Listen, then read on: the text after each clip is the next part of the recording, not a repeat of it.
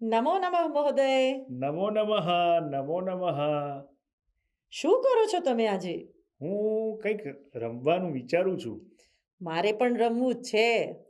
ચાલો તો ક્રિકેટ રમીએ. ના, ક્રિકેટમાં તો કેટલા બધા જણ જોઈએ. તો વોલીબોલ. વોલીબોલ તો બીજું કંઈ કહો ને જે આપણે ઘરમાં બેઠા બેઠા રમી શકીએ. કેરમ રમવું છે, કેરમ. પણ આપણે તો 2 જ જણા છે અને એ રમત તો 4 જણથી રમાય. તો ચેસ છે તમારી પાસે? ચેસ રમીએ. હા, ચેસ છે મારી પાસે. ચાલો આપણે ચેસ ચેસ રમીએ. રમીએ.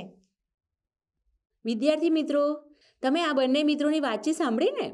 એમણે કેવી અલગ અલગ રમતો વિશે વાત કરી અને એમણે ચેસ રમવાનું નક્કી કર્યું ને? તમે પણ વિવિધ રમતો રમતા હશો. તમારી પણ કોઈ પ્રિય રમત હશે ને? તો આ બધી રમતોને સંસ્કૃતમાં શું કહેવાય એવું તમે કોઈ દિવસ વિચાર્યું છે? તો ચાલો આજે આપણે આ બધી રમતોના નામ સંસ્કૃતમાં શીખીએ. કબડ્ડી, કબડ્ડી. ખો ખો ક્રીડા, ખો ખો ક્રીડા. ગોલક્ષેપકમ, ગોલક્ષેપકમ. રજ્જુકર્ષિન, રજ્જુકર્ષિન. પાદકંદુકમ, પાદકંદુકમ. હસ્તકંદુકમ, હસ્તકંદુકમ.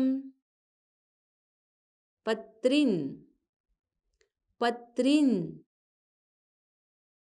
પત્રક્રીડનકમ, પત્રક્રીડનકમ. સર્પસોપાનમ, સર્પસોપાનમ.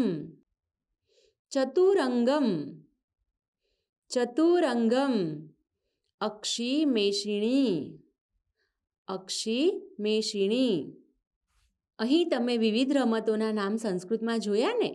હવે જ્યારે તમે શાળામાં, રિસેસમાં અથવા ઘરે તમારા મિત્રો સાથે રમતો રમો ને, તો ત્યારે તમે આ બધી રમતોના નામ સંસ્કૃતમાં બોલવાનો પ્રયત્ન કરજો અને તમારા મિત્રોને પણ શીખવાડજો કે કઈ રમતને સંસ્કૃતમાં શું કહેવાય.